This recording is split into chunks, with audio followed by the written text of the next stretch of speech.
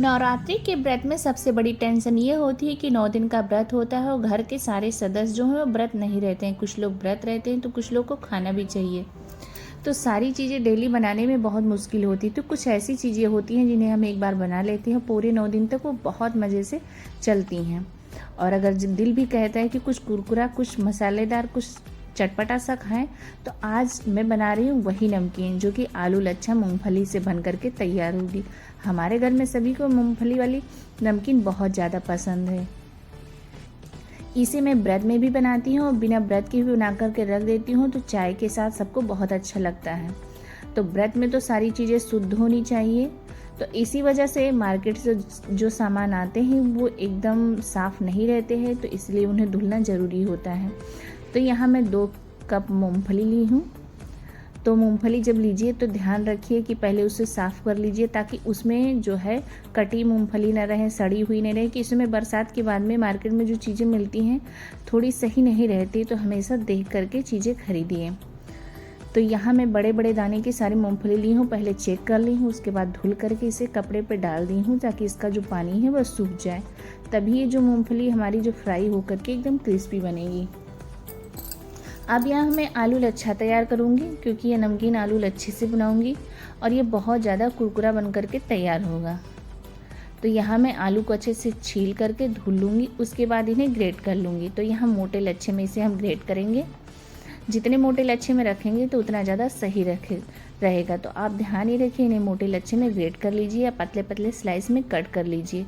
तो देखिए कितने मोटे लच्छे निकल रहे हैं। और इन्हें पानी में ही ग्रेट करिए, ताकि जो है ये थोड़े से हार्ड हो जाएंगे। उसके बाद जब इन्हें हम फ्राई करेंगे तो ये चिपकेंगे नहीं, और इनमें स्टार्च भी होता है तो वो स्टार्च भी निकल जाएगा। तो देखिए अभी कितने गंदे लग रहे हैं। तो इन्हें 2 से 3 बार हम धुल लेंगे। तो एकदम साफ़ ये धुल गए हैं, तो इन्हें हम छन्नी में छान लेंगे, ताकि जो इनका जो पानी एक्स्ट्रा है वो निकल जाए। और इन्हें हमें धूप में बिल्कुल भी नहीं सुखाना है, या 2 से 3 घंटे के लिए भी नहीं सुखाना है, वरना ये आलू जो है काले पड़ जाएंगे। तो किसी कॉटन कपड़े में हम डाल करके इसे फैला देंगे पंखे के नीचे, ताकि इसका जो पानी है वही सूख जाए और आलू के लच्छे ना सूखें। इससे नमकीन बहुत ही ज़्यादा मज़ेदार बनती है, और घर में जब बनाते हैं तो बहुत सस्ते में बहुत ही मज़ेदार टेस्टी चटपटी नमकीन बन करके तैयार हो जाती है। तो इसे मैं इसी तरीके से केवल इसका पानी सुखा दूंगी कपड़े में लपेट करके, और इसे सूखने नहीं दूंगी। तो देखिए हमारे लच्छे एकदम खिल करके निकल आएंगे और काले भी नहीं पड़ेंगे। हाँ, आप व्रत में कैसी नमकीन बनाते हैं हमें कमेंट में ज़रूर बताइएगा, ताकि अगली बार मैं उसी तरीके की नमकीन बना करके खुद खाऊं और आप लोग के साथ शेयर करूंगी। तो इस नमकीन में मैं कुछ ड्राई फ्रूट्स डालूंगी। तो ये आपके ऊपर है, अगर आपके पास है तो आप डाल सकते हो, वरना इसे कर सकते हैं। तो मैं काजू, बादाम, किशमिश और नारियल ली हूँ। तो काजू और बादाम को 2 पीसेज में कट कर दी हूँ। नारियल को भी पतले पतले स्लाइस में कट कर ली हूँ। अब सारी चीज़ों को हमें करना है फ्राई। तो यहाँ मैं फार्चून का जो है मूंगफली तेल यूज कर रही हूँ, जो कि व्रत में खाया जाता है। मैं व्रत में फ्राई करने के लिए इसी तेल का यूज़ करती हूँ। वैसे तो घी का भी यूज़ करती हूँ, फिर फ्राई करने में ज़्यादा तेल की ज़रूरत होती है तो मूँगफली तेल के ही यूज़ करती हूँ, क्योंकि मार्केट के जो घी होते हैं वो इतने शुद्ध नहीं होते हैं। तो यहाँ मैं सबसे पहले आलू लच्छे को ही फ्राई करूँगी। ध्यान ये रखिए, जब आप नमकीन बनाइए तो सबसे पहले आलू लच्छे को फ्राई कीजिए, क्योंकि बाद में जब हम फ्राई करेंगे तो ये लच्छों का कलर जो है वो काला हो जाएगा। और पहले जब हम फ्राई कर लेते हैं तो एकदम ये कुरकुरे क्रिस्पी एकदम वाइट ही ये लच्छे बने रहते हैं। तो लच्छों को हम छान लेंगे एक छलनी के द्वारा, ताकि इसका जो एक्स्ट्रा तेल है वो सारा नीचे गिरता रहे। फिर इसे हम एक बड़े प्लेट में ट्रांसफ़र कर देंगे, ताकि सारी चीज़ें हम फ्राई करके उसी में डालेंगे और मसाले ऐड करेंगे।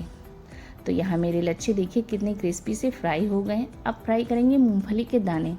तो देखिए हम पंखे के नीचे मूंगफली के दानों को भी सुखा लिए हैं, क्योंकि इस समय गर्मी इतनी ज़्यादा हो रही है कि पंखे के नीचे भी बहुत अच्छे से सारी चीज़ें सूख जाती हैं। जब ये चट चट की आवाज़ करने लगे और इनका कलर थोड़ा गोल्डन हो जाए तभी इनको छान लीजिए।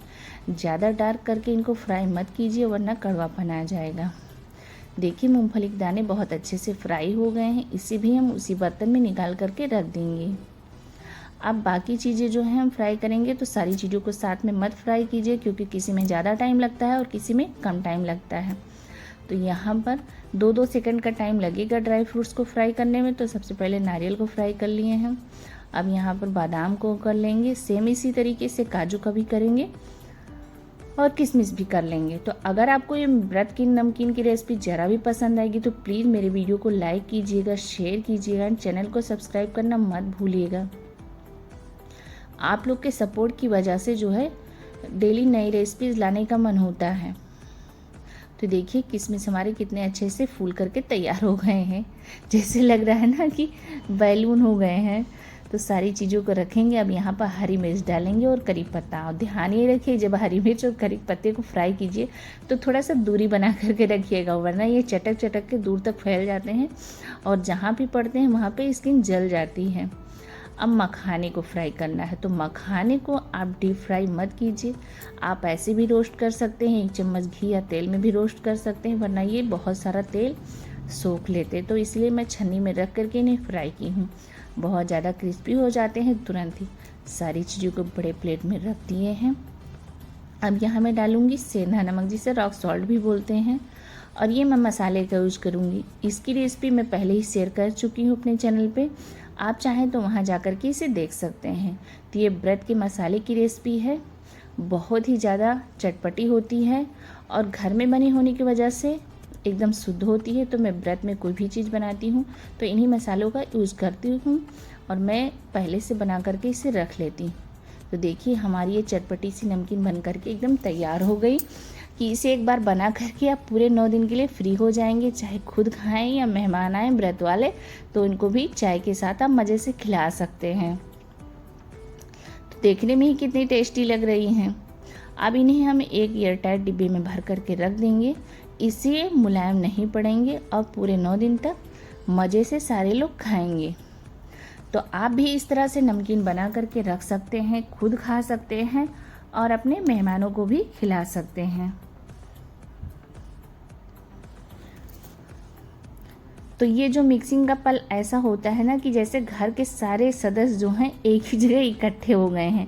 अलग अलग स्वाद है लेकिन साथ में और भी मज़ेदार लगते हैं। तो इसी तरीके से हमारी नमकीन भी बन करके तैयार हो गई है। तो इसकी एक एक बाइट आपको याद दिलाएगी कि व्रत सिर्फ पेट का नहीं होता है, ये तो दिल की ताजगी भरा भी होता है। तो जब अगली बार व्रत में भूख सताए तो इस नमकीन को याद कीजिएगा। कुरकुरेपन के साथ ढेर सारी मुस्कान भी मिलेगी और हम मिलेंगे आपसे अगली नई रेसिपी के साथ। तब तक आप भी इसी तरीके से नमकीन बनाइए, खाइए और मेरे वीडियो को लाइक कीजिएगा, शेयर कीजिएगा एंड चैनल को सब्सक्राइब करना तो मत ही भूलिएगा।